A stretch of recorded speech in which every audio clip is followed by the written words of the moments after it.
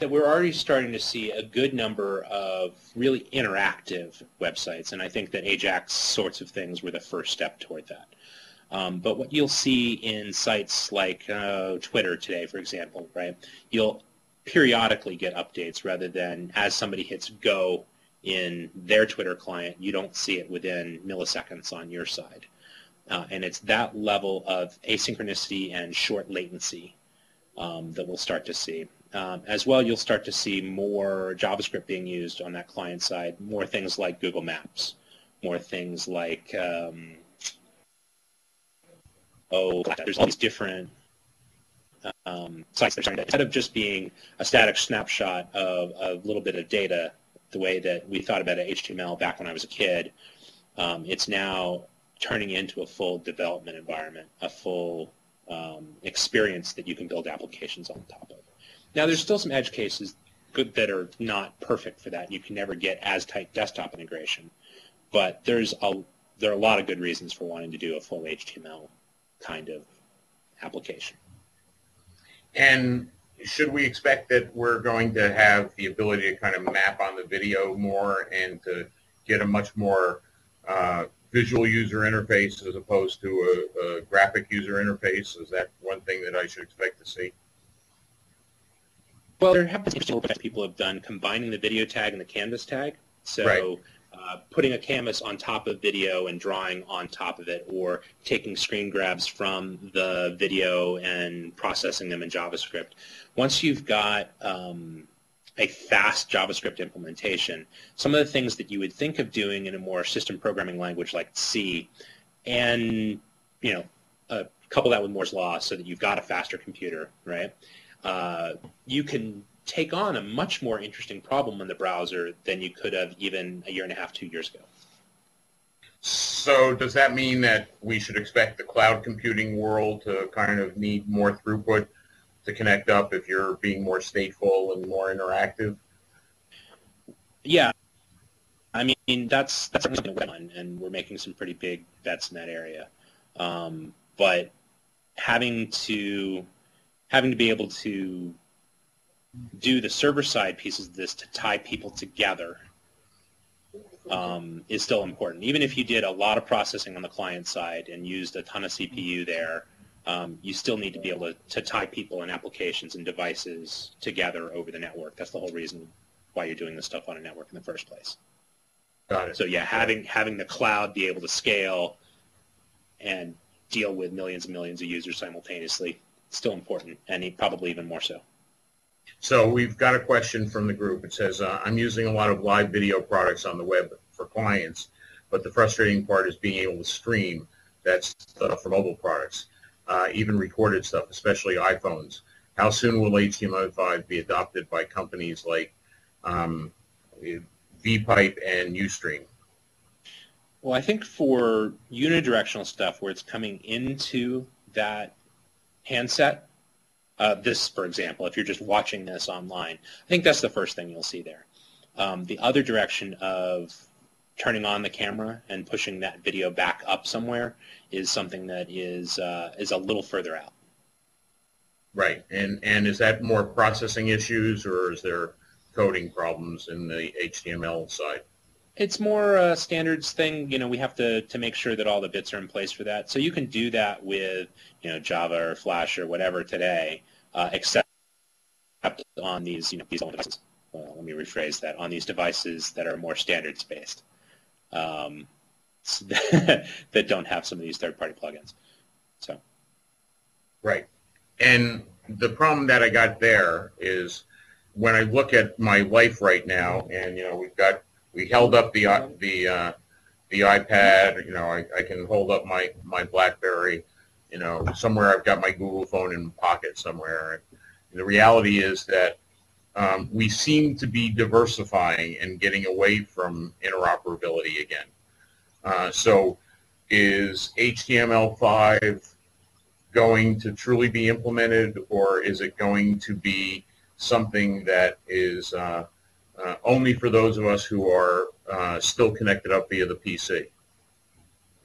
Well, I think we're already seeing a good amount of development in mobile web browsers. And I think WebKit, Safari, et cetera, is one good example of that. Apple's really pushing on that hard, and standards are important to them uh, because they don't want to have to deal with some of these plugin issues.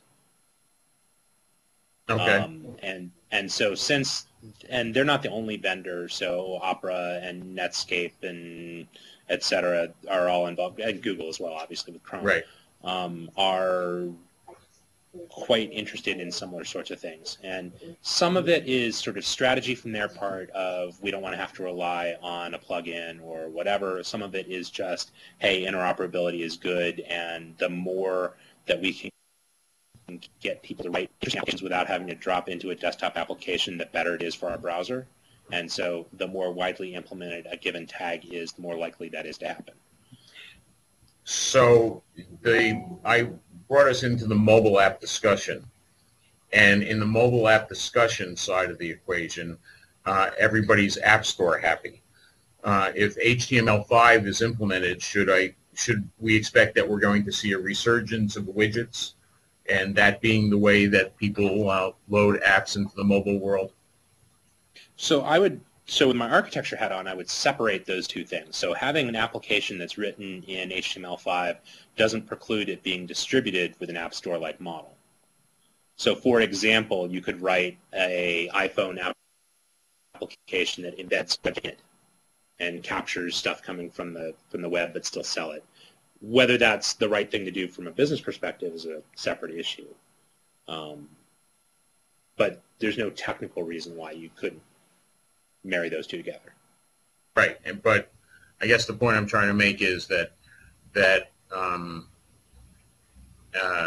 we had a very good conversation a few weeks back about the issue of app stores, and Ohm actually referred to it and brought up the subject that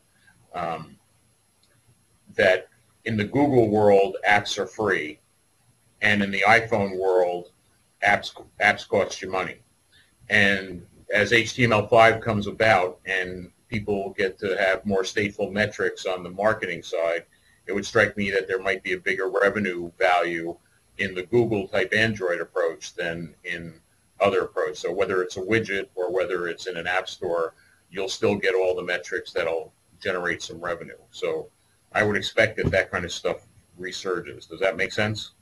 Yeah, and one of the things we have to be wary of is the continual race to the bottom stuff, right? And one of the things that's important to me is that developers still have a way of paying their mortgages. That's right. I mean, if we don't have incentives in place for people to write these kinds of things and to to get paid for it, then we're going to not end up with cool software in the future. And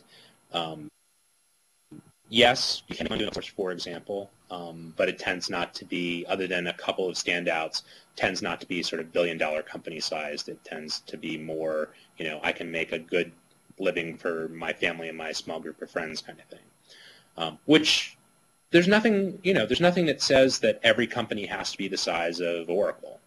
Well, Oracle says that. Yeah, fair enough. But we need to continue to think on the business side of this. How do people get paid? And advertising is one approach that has worked well, but it's not for everybody. Right. But I guess the point I'm making is that the more opportunity for distribution, the better. And it doesn't necessarily follow that the App Store model today is going to be the model of the future. Yeah, and that's where this sort of open source thought of mine came in. Of one of the huge advantages that an open source project has is they can get really wide distribution very quickly, because you don't have to stop and sign an agreement. You don't have to get your lawyers involved. You don't have to, none of that stuff. You just grab the code and deploy it and run with it. And same thing on on the mobile devices. It would be really cool to just be able to whack together a quick application and hand it out to all my buddies, right? So the Android model is interesting for that. Right. So, but I like the idea of Apple doing all the legwork for processing cards and whatnot and just sending me a check. Right. Yeah. So somewhere in the middle is probably interesting to me.